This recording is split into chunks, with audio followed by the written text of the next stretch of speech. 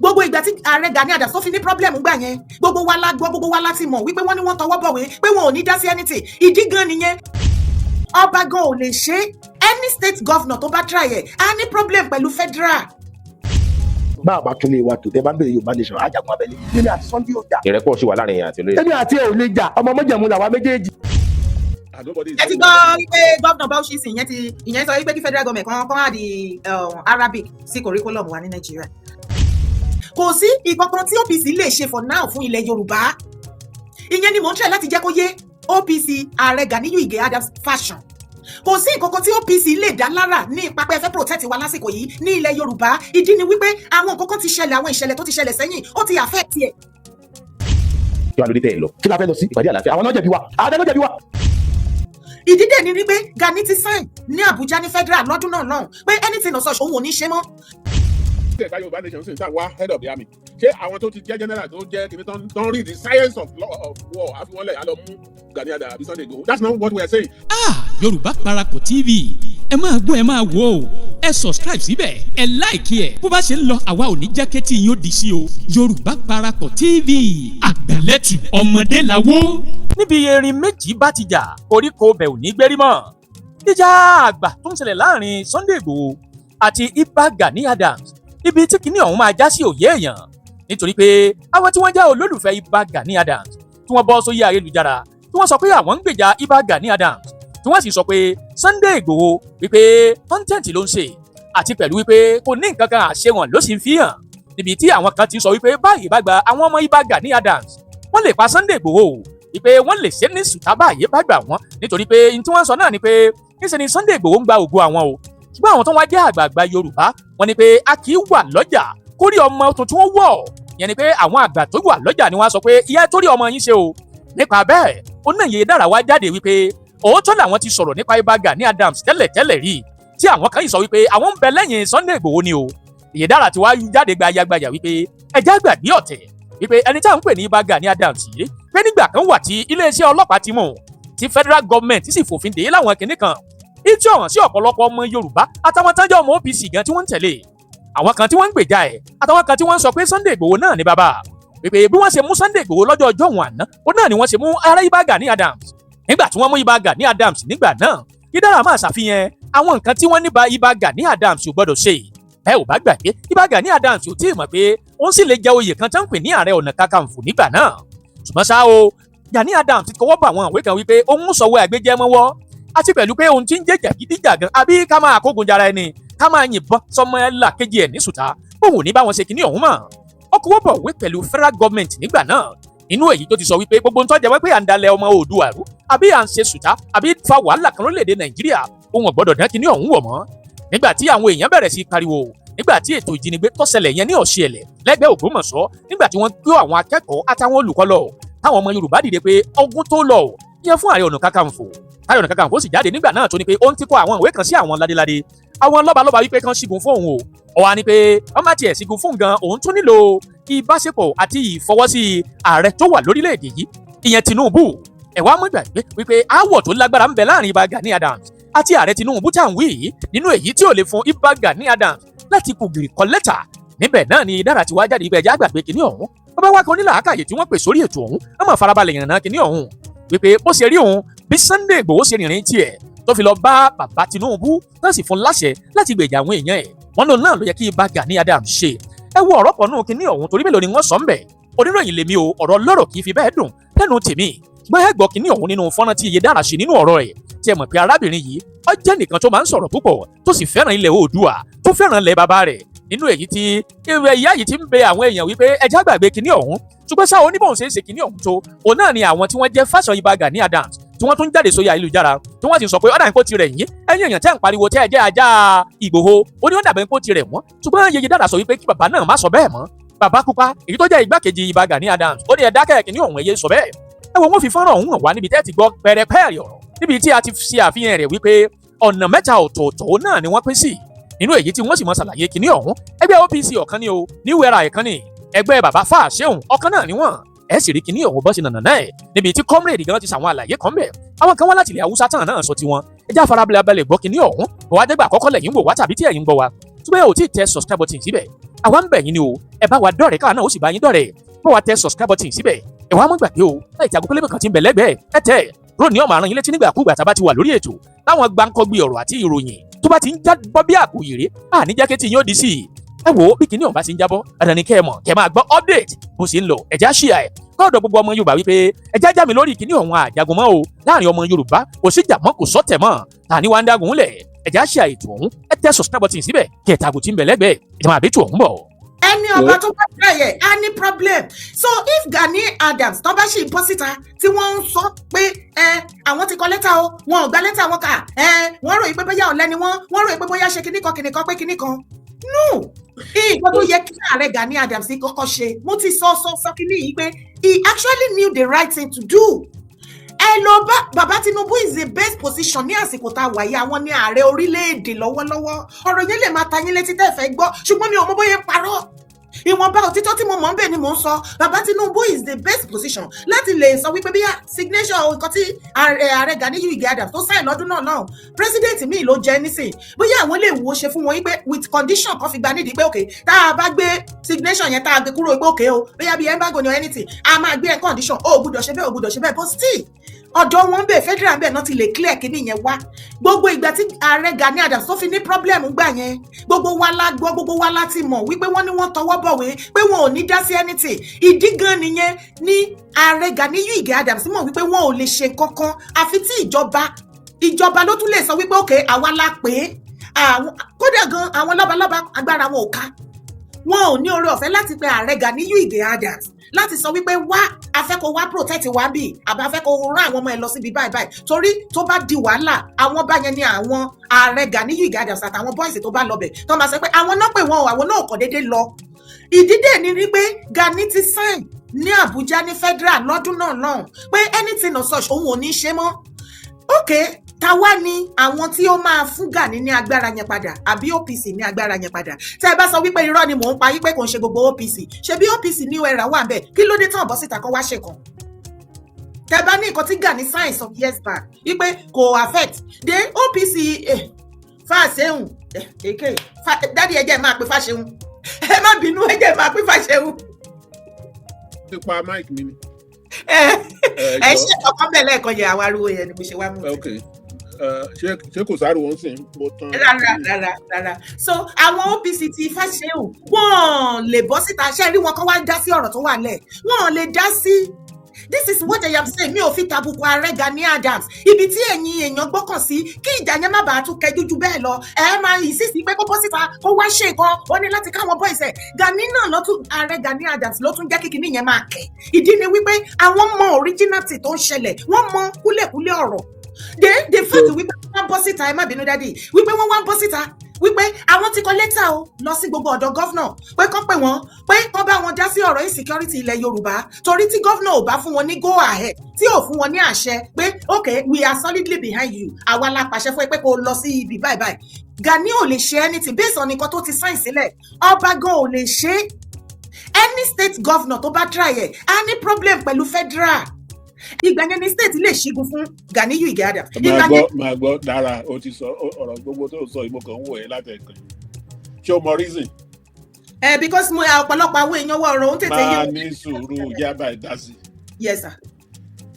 Look àwa Yorùbá ní àfàìlẹ̀ ìjà òun ló ń jẹ́ àbímílẹ̀ yìí ṣọ́dọ̀ ojúlé bàbá ẹni máa ń gbèjà ẹni. Ìgbà tí Ìgbòho lọ sí Sunday Ìgbòho tó lọ sí ṣé Ìgànná ló lọ àbí ibi tó ti pààyàn gbà yẹn ṣé ìjọba ló pè é ṣé tó bá pààyàn ní àdúgbò èèyàn ìjọba ńlá ti fún yàn láṣẹ láti defend ara ẹ̀. You see some of these things nígbà míì ó máa ń rún wá nú. Okay wo gbogbo effort tó ń lọ ṣé ìjọba ló máa lọ kanlẹ̀kùn ẹ lé pé jọ̀ọ́ lọ bá wa jáde lọ ọ̀rọ̀ ti di pé kán máa pé kóníkálukú máa sọ pé ṣé tíjọba bá dé wá ẹ gbowó lọ́wọ́ wọn pé ẹ̀yin fẹ́ lọ ṣiṣẹ́ ọlọ́pàá ni. You see the state doesn't work that way. The law recognizes self-defense. Tí àwọn tó bá wọ̀lú tó pa 60 people ní Ọ̀wọ̀ ṣé àdúró dìgbà tí Tinubu máa sọ pé ẹ go after them kò rí báyìí òun ni mo fi kòwé pé àfàìlẹ̀ ìjà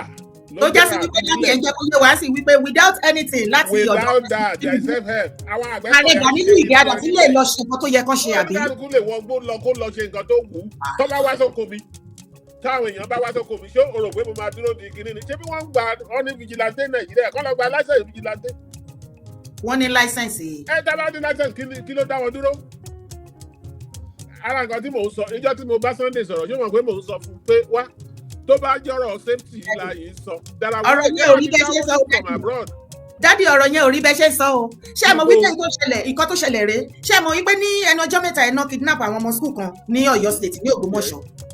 ní along the line nígbà tí gbogbo àwa èèyàn ta bẹ̀rẹ̀ sí ní tara tá a pariwo ok gọ́vnà Ṣèyí Mákindé bọ́ síta wọ́n ní wọ́n ti sign into law láti accept pé láti ṣiṣẹ́ papọ̀ pẹ̀lú àwọn hunter àwọn private security organization àbí hunter àbí ìkọ̀ọ̀kan bẹ́ẹ̀ yẹn so far tó bá ti wà registered tí wọn ò dẹ̀ ní any criminal problem. Right. So ṣí Sunday Igboho wọ́n dá ìlú ẹkùn sílẹ̀ èmi àti wọ́n sọ̀rọ̀ èmi dẹ̀ sọ fún yín pé ẹ gbé lẹ́tà dìde kẹ́kọ̀ọ́ lẹ́tà kẹ́ send ẹ̀ sọ́dọ̀ wọn kí wọ́n lè mọ̀ pé ọ̀dọ̀ títí yín ẹ̀yin náà ní interest àti some other organisation at the end of it wọ́n kọ lẹ́tà àìmọye organisation ni wọ́n kọ lẹ́tà sí Ọ̀yọ́ state governor gẹ́gẹ́ bí wọ́n ṣe sọ ṣùgbọ́n wọn ò reply wọn dèní lẹ́ni wọn ò fàyè gbà wọ́n. Yorí bẹ́ẹ̀ tó jẹ́ sí wípé any security organization kọ̀ọ̀kan lè déédéé dá sí ọ̀rọ̀ tó wà lẹ́yìn wọ́n náà gbé o. ní sùúrù mo fẹ́ ká ṣe é you see nǹkan tó bá possible sórí stage tó wà nígbà tó ń bẹ́rí èèyàn tó ń ṣe ìgbà yẹn kọ́ lẹ need security kì í ṣe ìgbà yẹn ní Ìgbòho àtàwọn hunters you need them for protective services.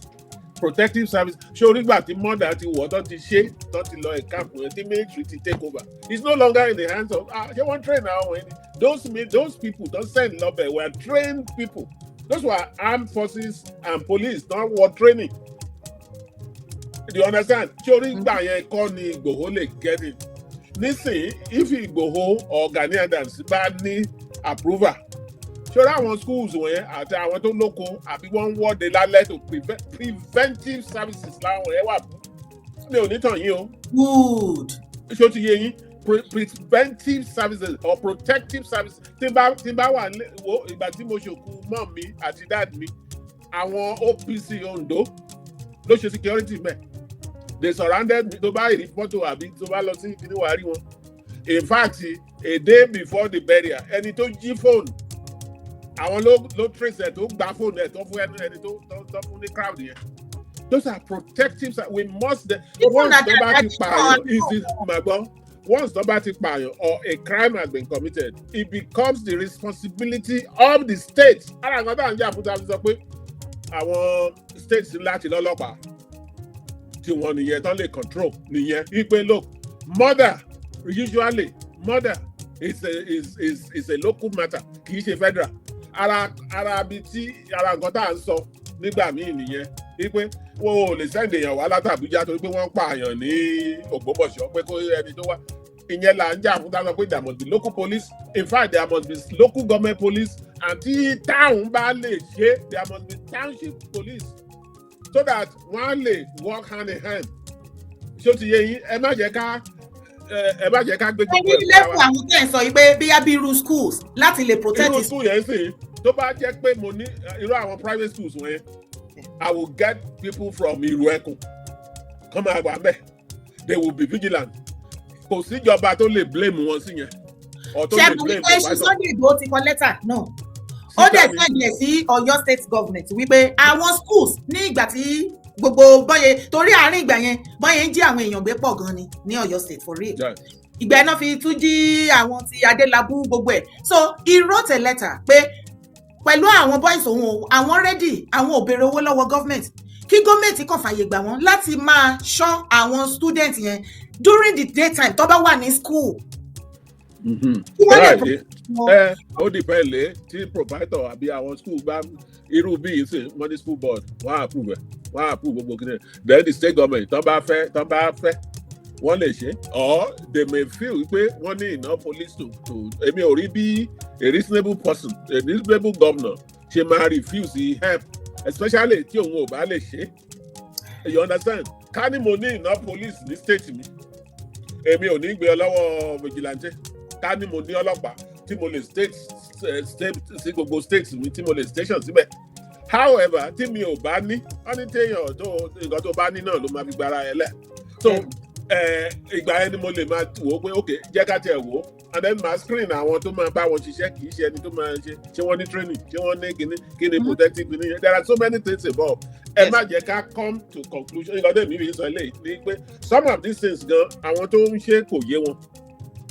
they don't understand irú Amẹ́ríkà tẹ̀ sọ pé Amẹ́ríkà ní ọlọ́pàá ní kíní wọ́n tún ní àwọn ọdẹ tó ń ṣe contract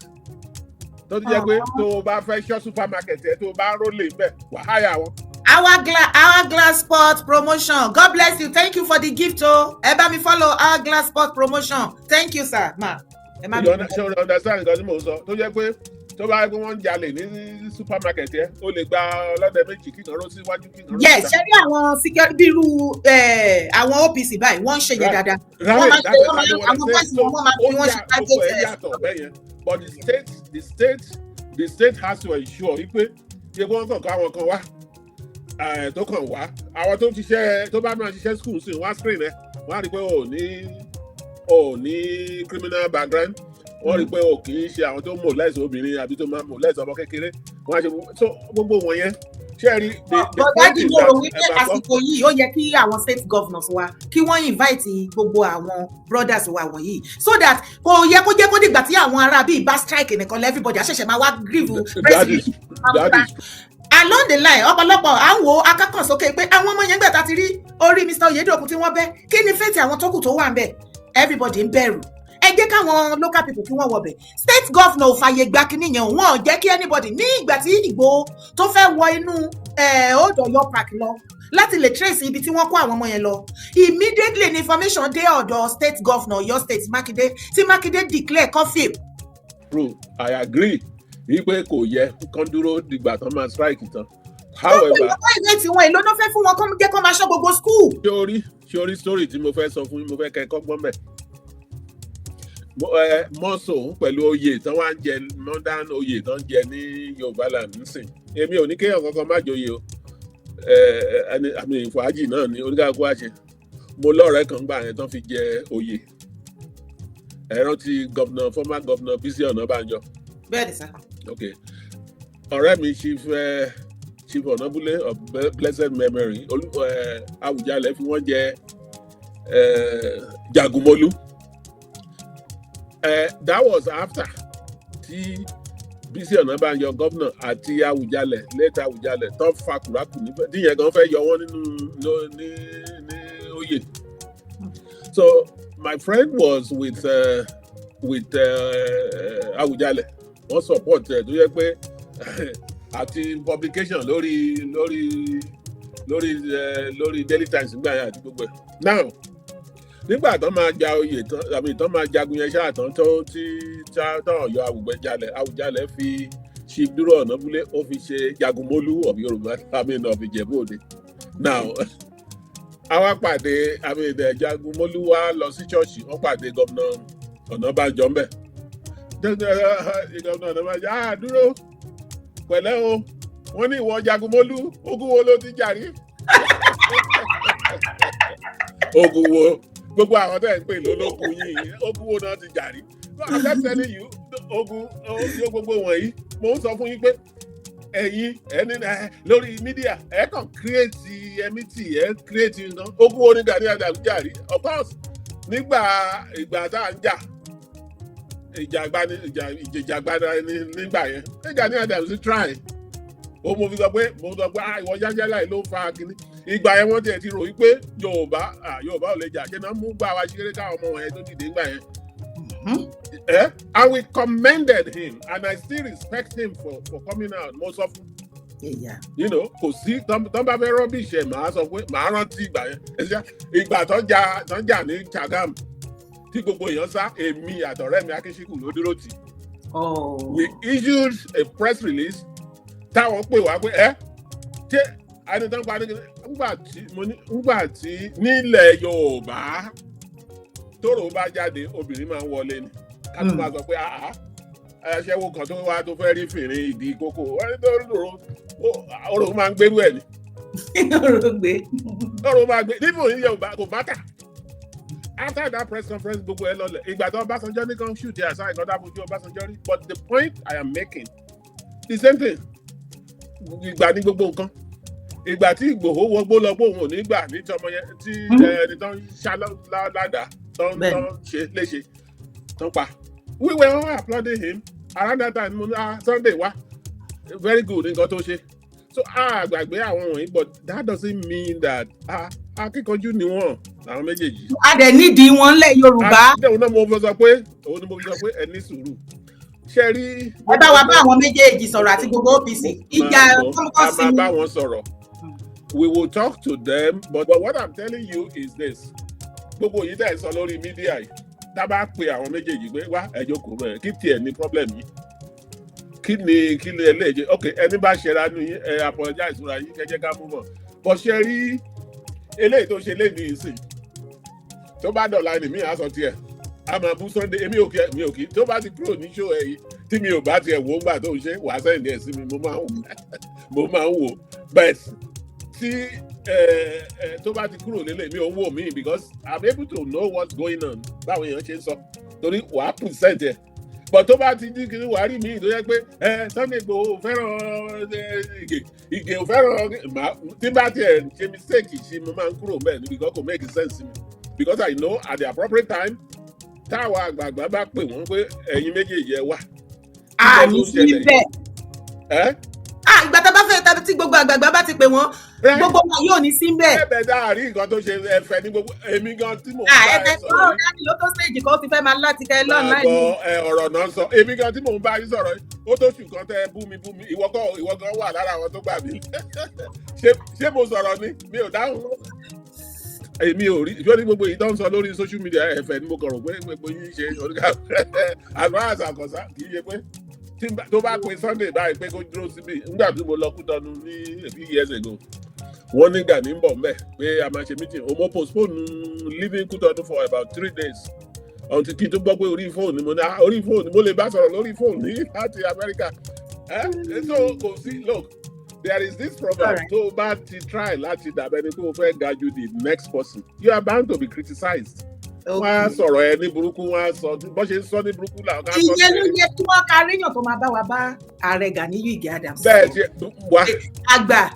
ló kára gbà. ṣé o rò pé tá a bá nídìí tá a bá fẹ́ tí nǹkan kan bá ṣẹlẹ̀ sí Yorùbá lè ní a ní ìdí àti pé Gani Adams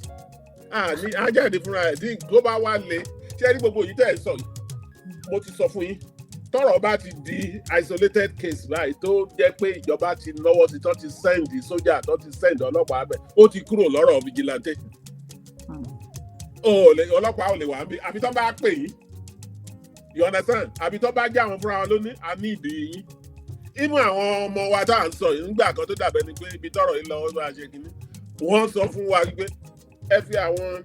OPC àwọn Sunday Igboho sílẹ̀ wọ́n ní role tí wọ́n tán bá ṣe role tí wọ́n tán ọgbà ẹ̀ làwọn tó máa kọ́ mi. kò yẹ kí n sọ gbogbo wọ̀nyí fún yín but bóyá ó lè jẹ́ kí temperature yín lọ́lẹ̀ yìí pé bóyá face náà ṣe ṣe wọ́n tí ìjà bá dójú ẹ̀ mo sọ̀rọ̀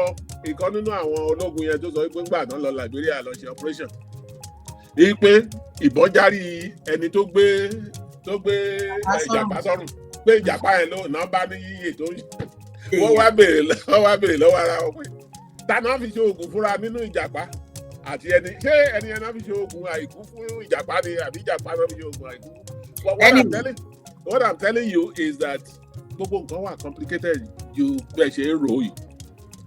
ọ̀rọ̀ ipò tó bá jẹ́ òun ni it's not nobody is penciled in anybody. every àwọn tó ń ṣe Nàìjíríà lé ní tó bá tá a bá gba orílẹ̀-èdè wa àwọn náà máa struggle pẹ̀lú àwọn tí ò tẹ̀ tí ì débẹ̀ rí. ká tó máa sọ wípé bóyá tábà ti gba Yorùbá nation ẹni tó dá nìkan lọ síbi we will organize àwọn kó kan constitution ní kan constitution àwọn tó ń kọ blueprint níyẹn bí civil service ṣe máa rí ti ń kọ́ ẹni tí bí military ṣe máa rí wọ́n ti kọ́ how many units ní Yorùbá nation ní àmì ìtàn bá tiẹ̀ débẹ̀ gbogbo wọn yẹn wà nílẹ̀ so ẹnìkan ò kì í ṣe pé ẹnì ó lọ mo máa ń gbọ́ láyé ọjọ́ ẹ pé bàbá tí bàbá ẹ bá débẹ̀ kíní kan ipò báyìí ni ló máa fún mi it's not possible. Anyway, it is well. Daddy, so, thank you, sir. Ẹ fọkàn yín balẹ̀. Explanation. Fídíò yìí ni gbogbo wa a ti gbọ́, a dẹ̀ ti mọ̀. Èmi àti Comrade Adesina a sọ̀rọ̀. Ọ̀pọ̀lọpọ̀ wa láti rí interview Comrade Adesina tí wọ́n ṣe lórí ìrù ẹkùn àti ní orí Chief Igboho àti lórí nípa ọ̀rọ̀ Ìbà Gani Adams àti lórí kítúni àti lórí ọ̀rọ̀ gbogbo OPC because ìkan gbòógì làwọn náà jẹ́ nínú OPC. Mo wá fẹ́ tọrọ nǹkan kan lọ́wọ́ yín lónìí gbogbo bàbá ṣe fẹ́ analyse fídíò yẹn tá bá ṣe gbé yẹ̀wò níwọ̀nba títí wa. Ẹ jọ̀ọ́ ẹ má gbé wọn ṣépè. Ẹ jọ̀ọ́ mo bẹ̀ yín ni ẹ má gbé wọn ṣépè. Ẹ má gbé ẹnikẹ́ni ṣépè. Àlàyé ọ̀rọ̀ òun ni kẹ́ jẹ́ ká ṣe fúnra wa. Gbogbo àtẹnijọ́ sọ wípé agbédání máa ń fẹ́ ìtẹ̀síwájú àti àṣeyọrí ẹ̀. Àṣeyọrí yẹn òun ni kí ìwà àtẹ̀mí ká máa wá. Ẹ jẹ́ ká wá ọ̀rẹ́ púpọ̀ láàrin ara wa ju ọ̀tá lọ. Ṣùgbọ́n ìyẹn ò sọ wípé bí nǹkan bá ṣe ń lọ ká má ṣe àlàyé o. A máa ṣe àlàyé láì mú ọ̀tá. A máa ṣe àlàyé láì step on anybody's toes. A máa sọ ọ̀rọ̀ bó ṣe yẹ ká sọ̀rọ̀ gẹ́gẹ́ bí ojúlówó ọmọkọ ilẹ̀ kóòtù ajíire ilẹ̀ Yorùbá tá a jẹ́ torí ìtẹ̀síwájú ilẹ̀ bàbá wa òun ló jẹ́ ìwà àtẹ̀mí lógún. Ẹ ṣé. Kí ọ̀rọ̀ mi kó lè yé yín ẹ jẹ́ kí n play fídíò yìí. Ọ̀pọ̀lọpọ̀ fídíò yẹn gùn so àwọn oníkálukú ń gé ìwọ̀nba tó fẹ́ gé ń bẹ̀ so eléyìí tí mo gé ẹ jẹ́ ká gbọ́. bá a bá tún lè wa tó tẹ bá ń bèrè Yorùbá nation ajagun abẹ́lé èmi àti Sunday ò jà. ìrẹ́pọ̀ ṣì wà láàrin àti olóyè. èmi àti ẹ ò lè jà ọmọ mọ́jẹ̀mú làwa méjèèjì àwọn tó ń kó sí inú wọn padà sunkún ni ọ̀rẹ́ ni wà bọ́ àjọṣe nǹkan kan lọ. ẹjọ́ bẹ̀rẹ̀ Yorùbá nation ni. táwọn Sunday ṣe yẹn mọ́jà sọ́lá àjọṣe ni èmi padà lọ́nà. kí ló ní padà nídìí ìjà fún mi. tí n bá ti ń rí àbòsí nínú nǹkan mi ní dúró mẹ́mọ́. onítìrí àyẹ̀gbọ́n mi ni. ẹ̀gbọ́n yín ni. n lè dínà rẹ̀. olùkọ́ onítìrí. bẹ́ẹ̀ ni Ìbàdàn ènìyàn rẹ̀ ń gbé. tí Yorùbá nation tààrà làwọn fẹ́ ṣá. Yorùbá nation tààrà làwọn bó ṣe yé wọn ọ̀pọ̀lọpọ̀ wa ìlàjọ ṣàṣepọ̀ pẹ̀lú àǹtí tóbi tó ti ṣòwò rẹ̀. àǹtí ò brainwash àwọn èèyàn. gbogbo àwọn tó dúró tó lé Sunday wọ́n fẹ́ kóra síbẹ̀ ẹnu mi gbà anywhere èmi ni mo gba mẹ́sẹ̀gì ni wọ́n fẹ́ àtàkì ẹ̀kọ́ tónú èmi ni mo pé ẹnìkan tó súnmọ́ bàbá òun Ọbásanjọ́. Gani Adams ló pe ìpàdé. irú ìpàdé wo. ìpàdé àlàáfíà èmi ni mò ń sunkún ẹ̀ látọdún mẹ́rin sísè. kí wàá ló dé tẹ́ ẹ lọ. kí la fẹ́ lọ sí. ìpàdé àlàáfíà. àwọn náà jẹ̀bi wa ààrẹ ló jẹ̀bi wa ààrẹ tí èmi àti olóyè Sunday Igboho àtọ̀rẹ́ mi Sunday Adébáyọ̀ a máa pè Sunday Arọ dájọ́ lọ lé wọn ọ̀tọ̀ ní tó sọ fáwọn èèyàn bá wá bí àwọn ni. ọmọ tẹ ní kó lọ bìkan tó lẹ ẹ̀wọ̀n láti bẹ̀ ọmọ tẹ ránṣẹ́ tí bọ́n bá tó wá dàsìkò owó tẹ wàá rántí ìyàwó àtọmọ ẹ̀ yóò ronú nǹkan mìíràn ibi tí wàhálà ti ń bọ̀ OPC nìyẹn. Abdulganiyu Abiodun Igi ọmọ dada tí bá ń kọjá lọ lópa rẹ ní kọjá lọ ní ta design fún bàbá yẹn. convoy too serious kò sí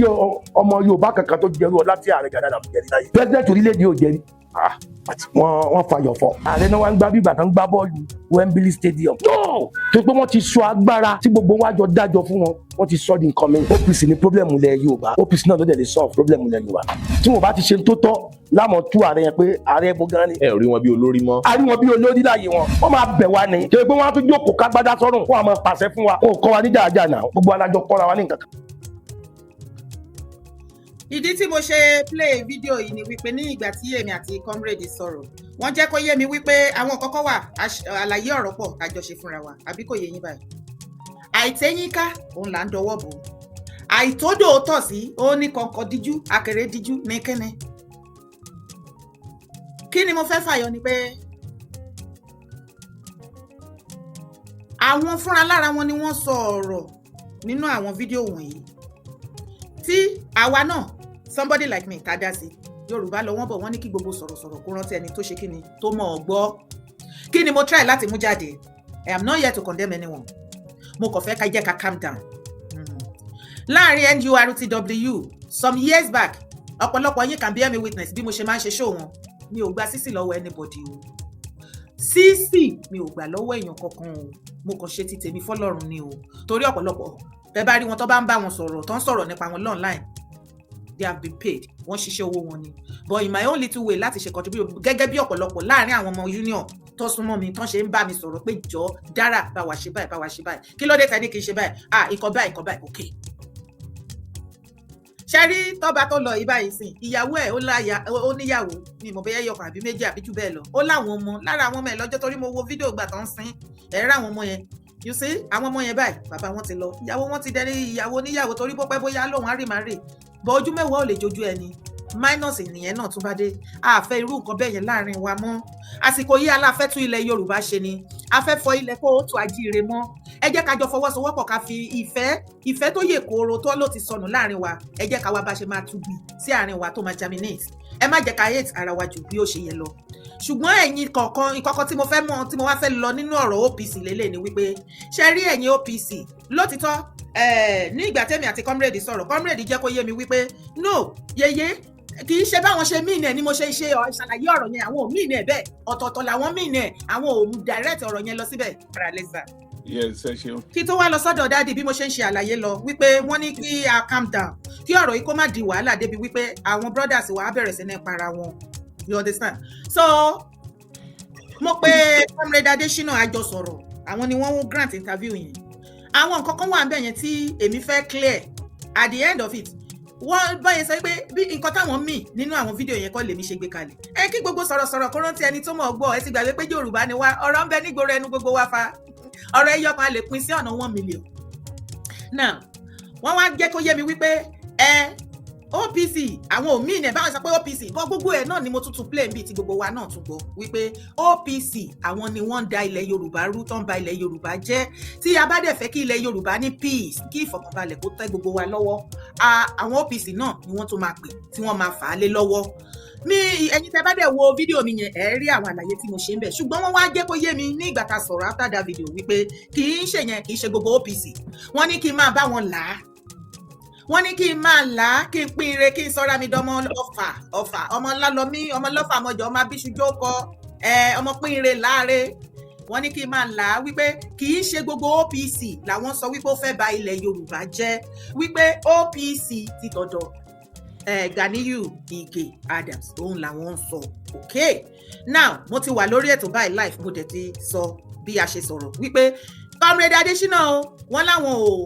sọ wípé gbogbo OPC o wípé OPC ti ọ̀dọ̀ Gani tá a bá dẹ̀ jókòó tí a bá rí àwọn OPC tó wà online tí wọ́n ń jà tó dẹ̀ dàbẹ́ ni pé wọ́n múra ìjà tó dẹ̀ dàbẹ́ ni wípé wọ́n rí lè fẹ́ jà àárí wípé lótìtọ́ àti lódodo àwọn ọmọ ààrẹ Ganiyu Ige Adams ni and àwọn tí wọ́n pè mí wọ́n dẹ̀ jẹ́ kó yé mi wípé kí n pariwo síta wípé àwọn àgbààgbà ń bá wa sọ̀rọ̀ àwa ò jà wọ́n ní a gbúdọ̀ jà ó gbúdọ̀ sí ìjà láàrin ọmọ kóòtù àjíire dádì sà torí àní pẹ́ rárá lórí fídíò yẹn ṣùgbọ́n nínú nǹkan tí brọ́dà wa yìí sọ ń bẹ̀ tó ní OPC àwọn nọ́mbà ilẹ̀ Yorùbá jẹ́ nǹkan tí wọ́n sọ òun lèmi náà sọ̀rọ̀ lé lórí Gbabode ṣe wá sọ wípé kò ń ṣe gbogbo OPC ṣé OPC faction kan ó lè dágbó ṣe ni láìsí connection because OPC kan ló wà tẹ́lẹ̀ tá a mọ̀ wípé Fáṣẹ̀hùn ló dá OPC sílẹ̀ along the line ìjà ṣẹlẹ̀ but today as of today mẹ́ta gbòógì ni mo mọ̀ tí mo dámọ̀ tí mo yanrantí tí Gani Adams wà tí New Era wà tí comrade Adesina tó ń grant interview yẹn wà àti ààrẹ Arógundádé mo ti host ààrẹ Arógundádé lórí show ìrí live then bàbá ààrẹ Òṣìbọ̀tẹ̀ àwọn ni wọ́n ẹ̀dì OPC late Fáṣẹ̀hùn ṣé OPC Gani Adams nìkan lè dá wàhálà fà láìsí pé àwọn ọ̀dà OPC wọ́n jọ fa wàhálà láàrin ara wọn gẹ́gẹ́ bí bàbá Adesina ṣe sọ nínú fídíò ìsà. Now the point I'm making ni pé àwa iná náà máa bá pé kó bá wọn sọ̀rọ̀ àwa àgbààgbà ayẹ Yorùbá náà ló máa bá wọn sọ̀rọ̀ mi ò lè dúró síbí nísìnyí kí n máa sọ pé ẹnìkan báyìí nǹkan kí nǹkan tí ìbá máa bí wọn àwa náà ló máa jókòó pé ẹ̀yin ẹ wá o sábà ń sunkún àárín náà àti Sunday Igboho tí n bá ń sọ wípé Sunday gbogbo yín ẹ wá ro nǹkan tí tó ń ṣe yín nǹkan tí ẹnìkọ̀ọ̀kan yín bá wà sọ́wọ́ tó àbí bó ṣe ń sọ ẹ wá sọ bí ká parí ẹ̀ kò sígbà tá à ní parí ẹ̀ fún wọn o whatever it is tó bá jẹ́ àwájú ẹ lọ nìkan ló ń ṣẹlẹ̀ ìyẹn ṣe é parí torí a ti try gbà kan màá kàn sọ̀rọ̀ díẹ̀díẹ̀ ní Kútọ́nù mo lọ Kútọ́nù gbà tí bàbá Akíntọ́yè wà mẹ́ a draw plan adẹ̀bọ̀ bá ṣe fi oníkálukú sí sector tiẹ̀ the plan yẹn ò lè lọ wájú dè ní because kì í tẹ̀ ṣọ̀dọ̀ àwọn ni ò ti lọ kì í ṣe bá tẹ́ bá sọ̀rọ̀ jagunjagun gbà mí màá rẹ́rìn ọ̀tọ̀ ní ipa táwọn Gani Adams àti Sunday Igboho ọ̀tọ̀ níbi tọ́kọ̀ àwọn ọmọ wa gan tó ti kọ nínú modern warfare wà tó wà lẹ́yìn wa táwọn tí ìyọjú àwọn wọ̀nyẹn mo lè fẹ́ fà wọn táwọn ẹ bá fà lọ́jọ́ méjì mẹ́ta tán tó ṣe àwọn ọmọ yẹn lóṣù máa jáde tọ́rọ̀ bá délẹ̀. ó ṣe èyí dára ṣe rí bẹ́ẹ̀ mi ṣe máa dá ẹ lóhùn sí nǹkan tó sọ yìí ni pé kò sí tí mi ò mọ̀ ní gbogbo àwọn àti kí Gani Adams kó tó di ààrẹ ni mo ti mọ̀ nígbà ibi tí mo kàn máa yan fún yín ni pé even nígbà ọ̀rọ̀ Dr. Fáṣẹ̀hùn Fáṣẹ̀hùn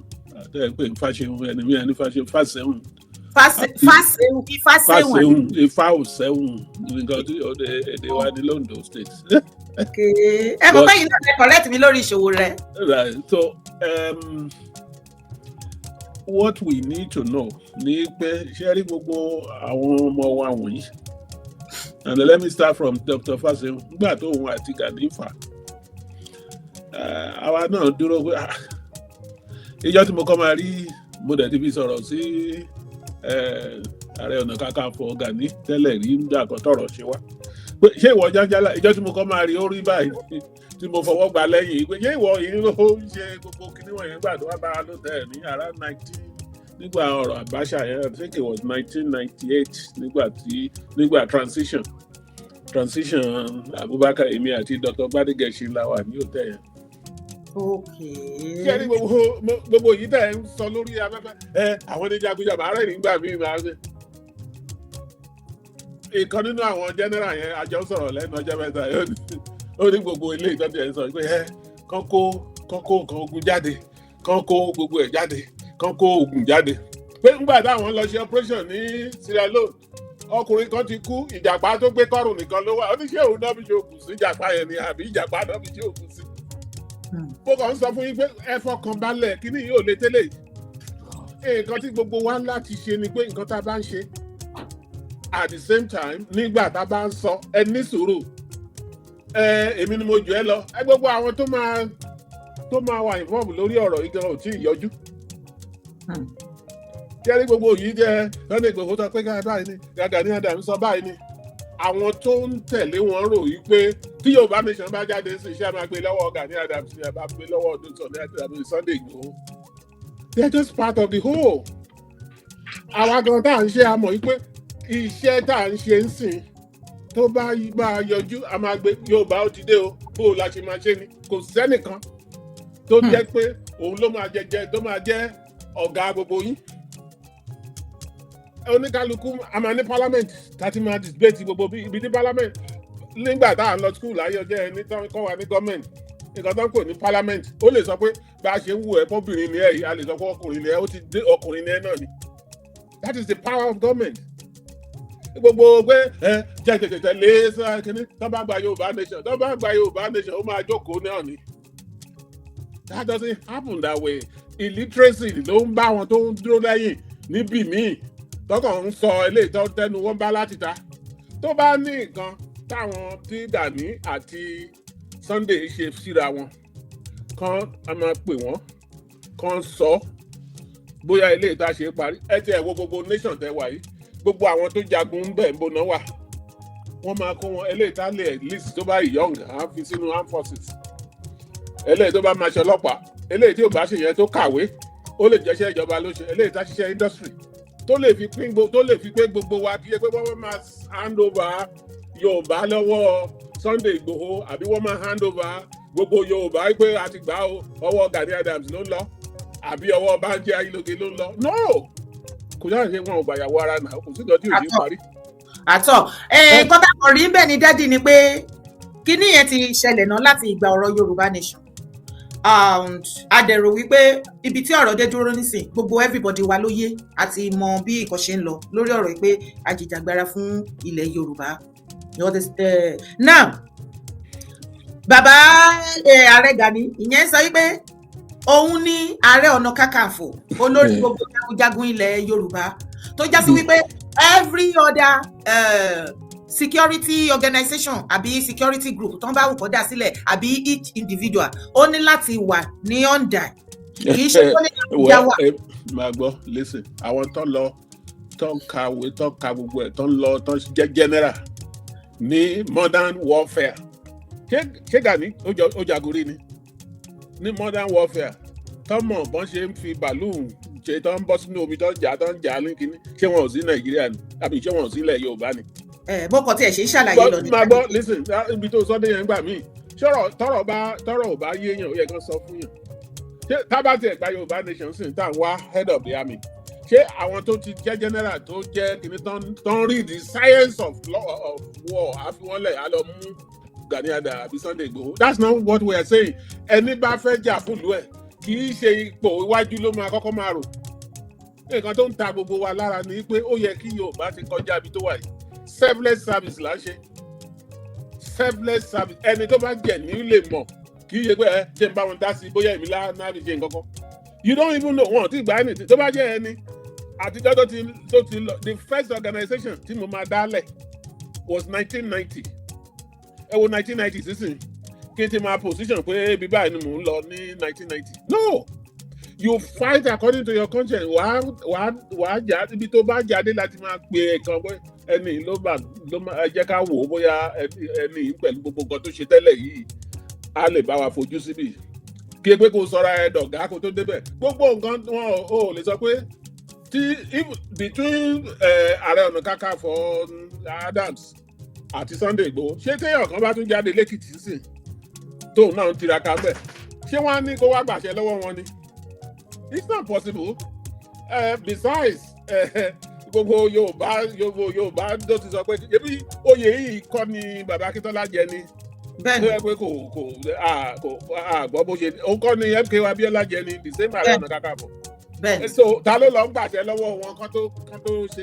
gbogbo yẹn la ń sọ. Look, it's not going to be possible. Tábàlà fẹ́ ṣe nǹkan kan pé ẹ̀yin ọmọ Yorùbá ẹ jáde ẹni tá a bá rí náà la máa kó nǹkan kan lọ báyàn kankan lé pé jọ̀ọ́ bóyá o máa dá sí. No, it's not going to be like that. Ẹni tó bá volunteer tó jáde náà la máa mọ̀ ipò wà ńbẹ̀. Like I've always told you, we are in contact with every segment of Yoruba people around the world, not only in Nigeria. Àwọn ọmọ wa tó ti ẹ̀jẹ̀ pé iṣẹ́ ogun yẹn náà ṣe ní Amẹ́ríkà náà. Wọ́n wà tó yẹ pé some of these things pé kí ló ṣe é ṣe gbogbo kìíní wọ̀nyí. Tó yẹ pé àwọn ló sọ pé listen constitutionally la fẹ́ jà. Kì í ṣe ogun pé ẹ̀yin ìbọn síra yín. They are there. Ẹ ṣe. Ó wá fẹ́ fi àsìkò yìí pé Ààrẹ Gani Adams iṣẹ́ wà lọ́wọ́ yín tẹ́ máa ṣe. Ó ní wípé tá bá jókòó lóòótọ́ tá bá wo social media a ò rí OPC àwọn new era OPC faction a ò rí wọn kí wọ́n máa dá wàhálà lẹ̀ online. A ò dẹ̀ rí OPC bàbá Fásẹ̀hùn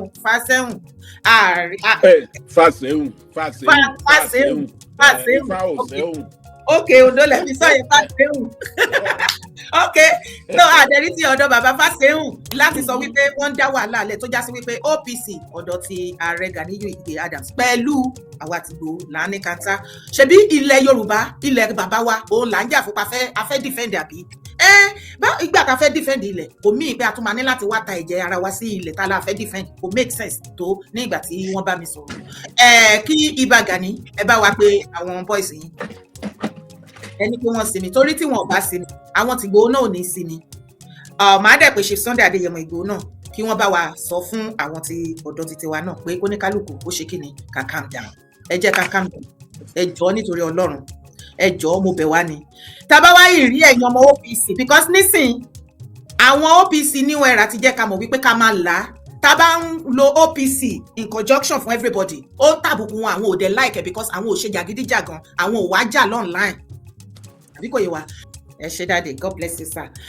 Mr. Kilo mo ń bọ̀ o kí wá yàn nàná láti ráǹdì fídíò yẹn up ká bọ́ sí topic mi ó ní wípé mo fẹ́ fi àsìkò yìí bẹ̀ gbogbo àwọn ọmọ kóòtù àjíire ẹ jẹ́ kí gbogbo wa calm down ẹ jẹ́ ká calm down ẹ jọ̀ọ́ ẹ jẹ́ ká calm down torí bí kinní yẹn ṣe ń lọ for real ó máa dá wàhálà lẹ̀ àdẹ̀fẹ́ wàhálà tí wàhálà yẹn bá ṣẹlẹ̀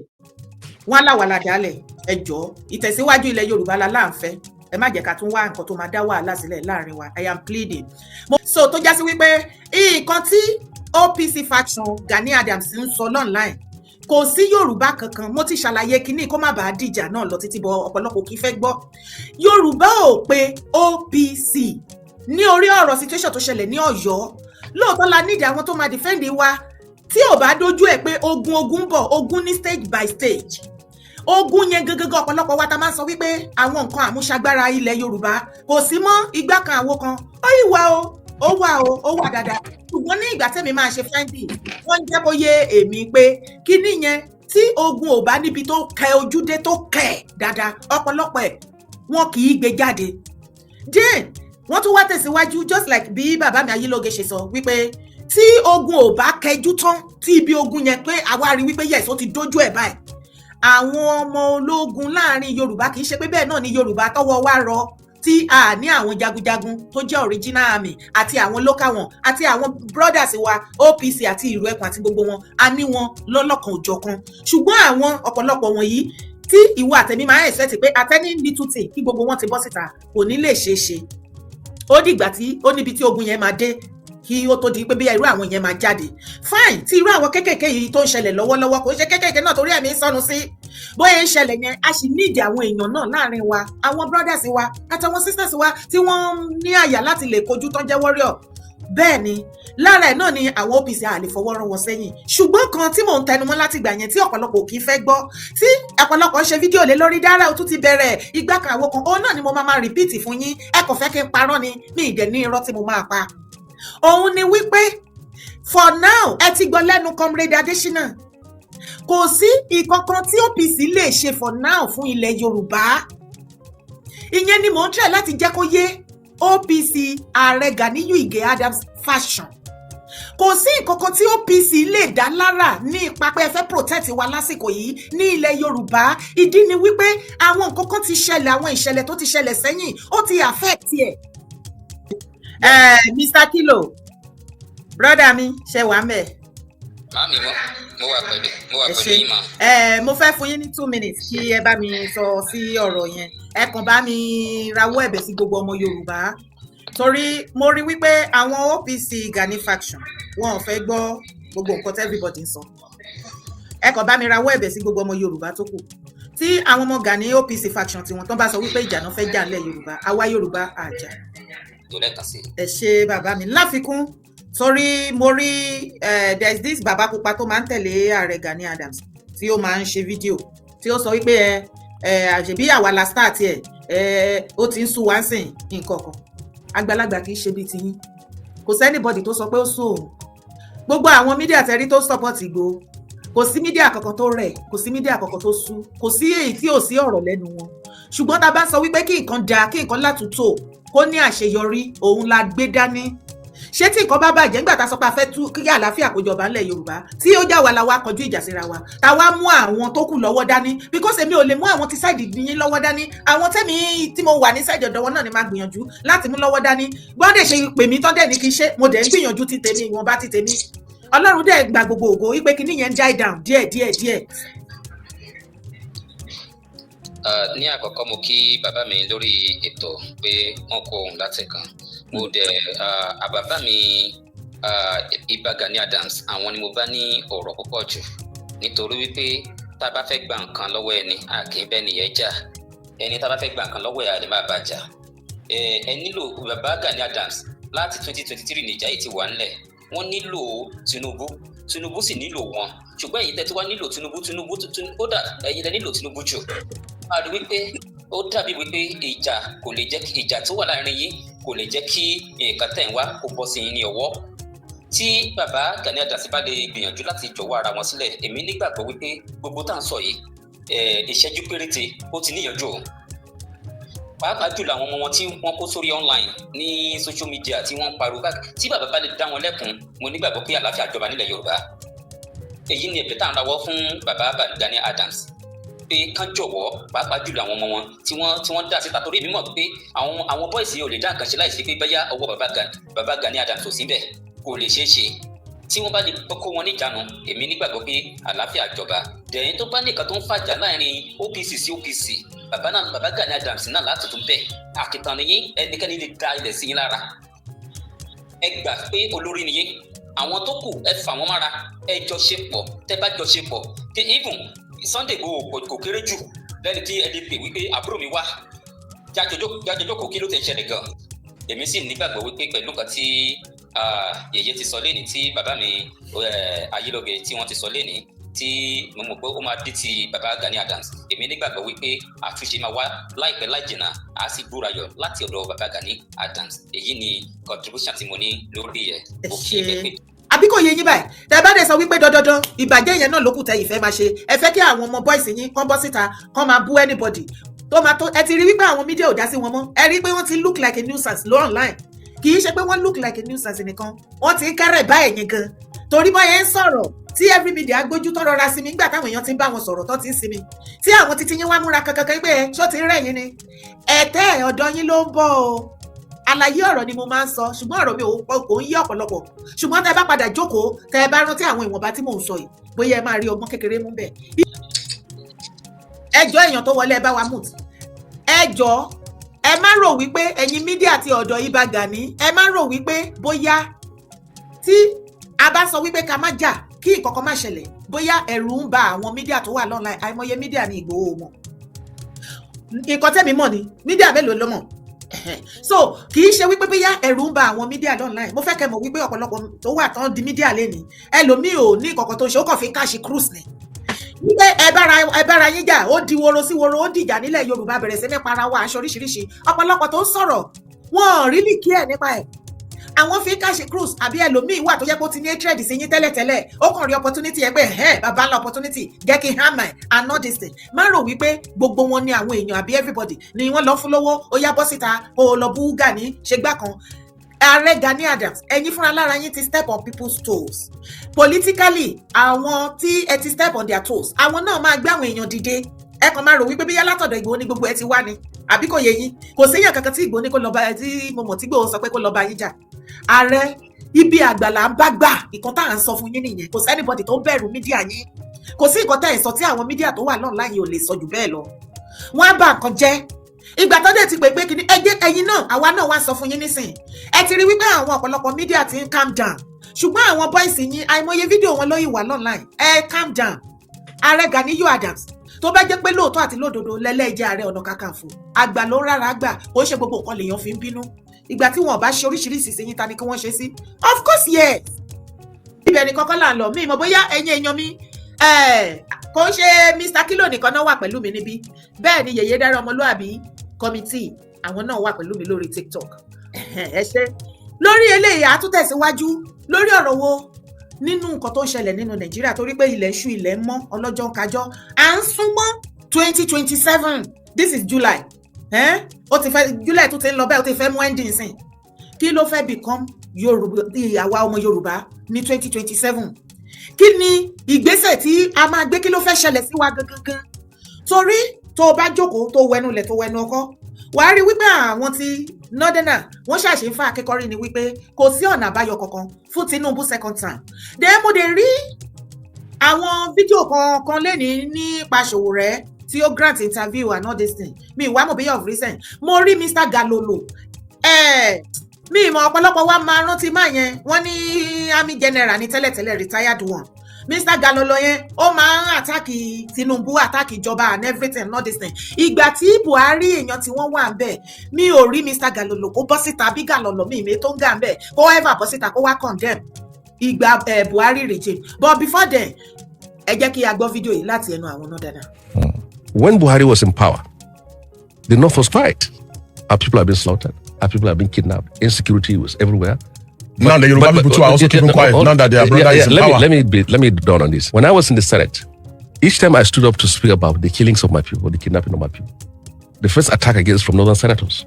Why should we be embarrassing our own? Why should we be talking our own? A traditional ruler in Katsina was suspended for raising the issue of insecurity under Buhari administration. So you are not allowed to say anything to criticize him simply because he is House of Flying like all of us here.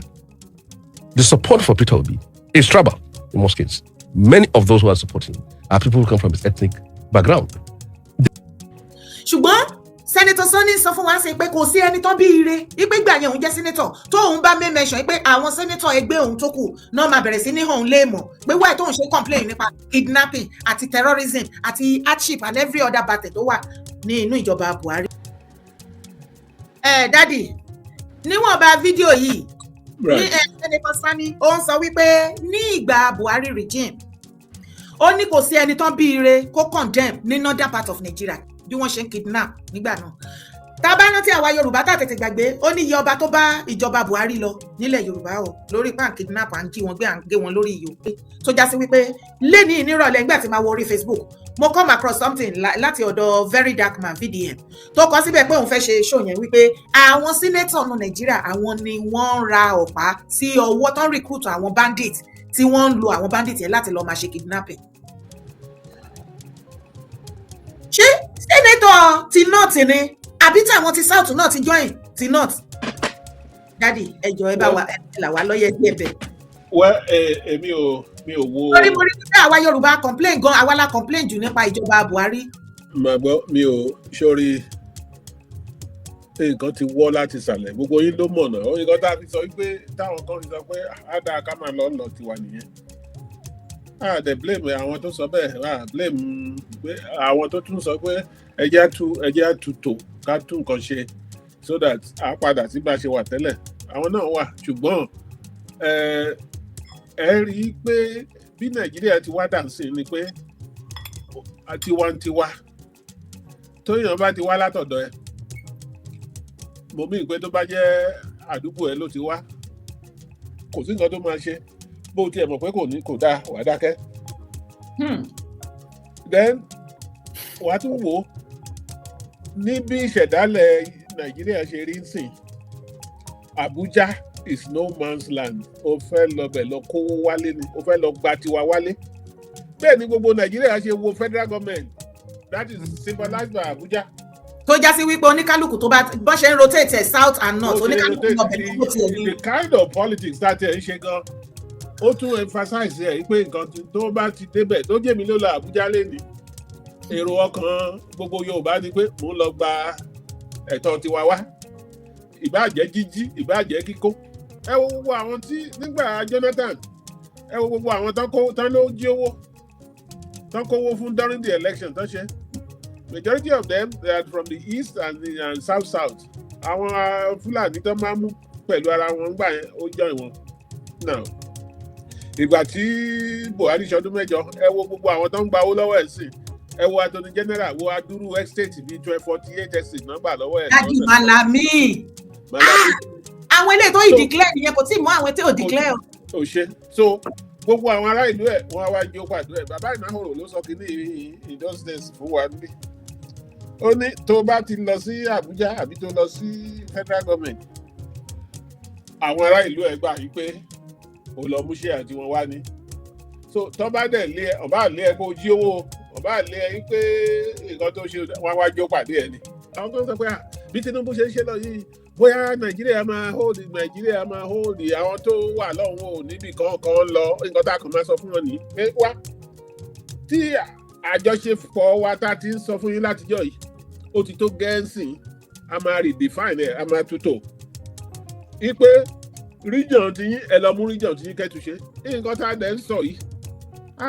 pípa nìkan ọ̀kan lára lórí ọba ní kò lọ mú region ẹ̀mí ò ní mo fẹ́ wá jọba lé ẹ lórí bẹ̀ ìwọ máa ṣe tiẹ̀ kéèmí náà ṣe tèmi káwa náà ṣe tiwa níbí káwa náà máa ṣe tiẹ̀ kò sí nǹkan tó yẹ kó dìjà mẹ́ẹ̀ ṣé wọ́n máa ń sun ẹran they are not ready to move forward. ṣé wọ́n máa ń sun ẹran mẹ́ran kíkan kọ̀ọ̀kan pa ni. ẹ ti gbọ́ wípé gómìnà Bauchi ìyẹn sọ wípé kí federal government kan àdì Arabic sí curriculum wa ní Nàìjíríà.